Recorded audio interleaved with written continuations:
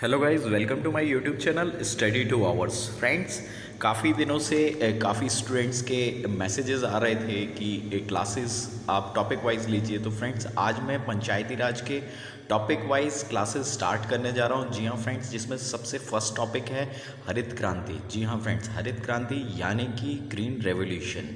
तो फ्रेंड्स, आइए इस वीडियो को स्टार्ट करते हैं और जानते हैं हरित क्रांति के बारे में जानकारी और कैसे इसके प्रश्न बन सकते हैं आपके प्रश्न पत्र पे। ये पूरी जानकारी इस वीडियो में आपको दी जाएगी। तो फ्रेंड्स, वीडियो को बिल्कुल स्किप मत कीजिएगा, एंड तक वीडियो को देखिएगा। तो आइए फ्रेंड्स, स्टार्ट कर रहे हैं। सबसे पहले हम बात कर लेते हैं फ्रेंड्स, हरित क्रांति है क्या। हरित क्रांति इट मीन्स ग्रीन रेवोल्यूशन, जो कि एक प्रकार से 1960 के दशक में अकाल पड़ा था, जिस वजह से काफ़ी भुखमरी हो गई थी और जो फसलें बराबर नहीं हो पा रही थी। उसके लिए हरित क्रांति का जन्म हुआ। इसके जन्मकर्ता कौन थे और इसकी अन्य पूरी जानकारी इस वीडियो में आपको मिलेगी। तो फ्रेंड्स, वीडियो की तरफ बढ़ते हैं। पहली स्लाइड हम देख लेते हैं, जो कि है स्वतंत्र प्राप्ति के बाद भारत खाद्यान्नों तथा अन्य कृषि उत्पादों की भारी कमी से जूझ रहा था। जी हाँ फ्रेंड्स, काफ़ी कमी आ गई थी और फसलें नहीं हो पा रही थी। उसके बाद वर्ष 1947 में देश को स्वतंत्रता मिलने से पहले बंगाल में भीषण अकाल पड़ा था। जी हाँ फ्रेंड्स, काफ़ी भीषण अकाल पड़ा था, जहाँ पे काफ़ी लोगों की मृत्यु हुई थी, जिसमें 20 लाख से अधिक लोग की मृत्यु हो गई थी। इसका मुख्य कारण कृषि को लेकर औपनिवेशिक शासन की कमजोरी नीतियाँ थीं।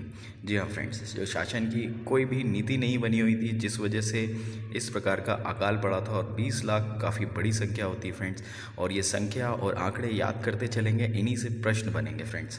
तो इसकी वजह से काफ़ी लोग मारे गए थे। उस समय कृषि के लगभग 10% क्षेत्र में सिंचाई की सुविधा उपलब्ध। नाइट्रोजन, फास्फोरस, पोटेशियम उर्वरकों का औसत इस्तेमाल 1 किलोग्राम प्रति हेक्टेयर से भी कम था।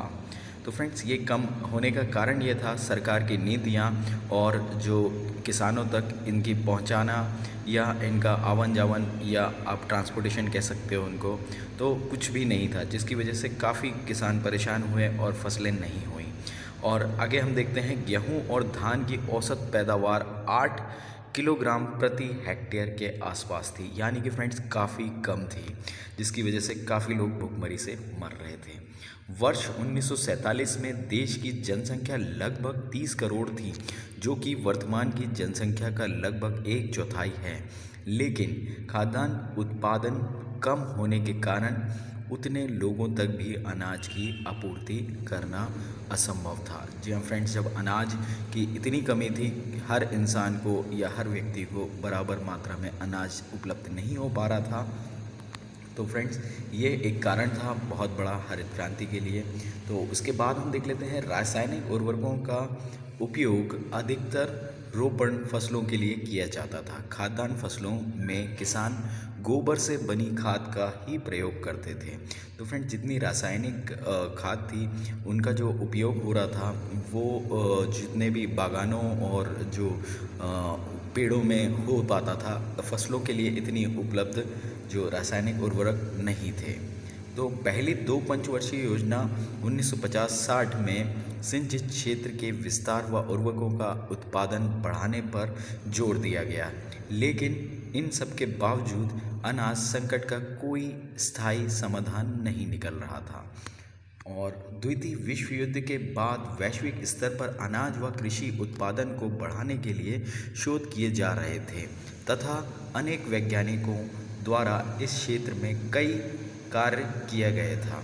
इसमें प्रोफेसर नॉर्मन बोरलाग प्रमुख हैं, जिन्होंने गेहूं की हाइब्रिड प्रजाति का विकास किया था, जबकि भारत में हरित क्रांति का जनक MS स्वामीनाथन को माना जाता है। फ्रेंड्स, ये बिल्कुल याद रखेंगे आप, भारत में हरित क्रांति का जनक MS स्वामीनाथन को माना जाता है। तो फ्रेंड्स, अब हम हरित क्रांति की कुछ जानकारी देख लेते हैं, जो कि है वर्ष 1960 में मध्य में स्थिति और भी दयनीय हो गई, जब पूरे देश में अकाल की स्थिति बनने लगी। उन परिस्थितियों में भारत सरकार ने विदेशों से हाइब्रिड प्रजाति के बीज मांगे। अपनी उच्च उत्पादन के कारण इन बीजों को उच्च उत्पादकता किस्में कहा जाता था। तो फ्रेंड्स, हरित क्रांति का उद्देश्य यही था कि अधिक पैदावार करना फसलों की और साथ ही साथ अधिक बीजों की पैदावार करना, ताकि अधिक से अधिक फसल हो सके, अधिक से अधिक अनाज उत्पन्न हो सके।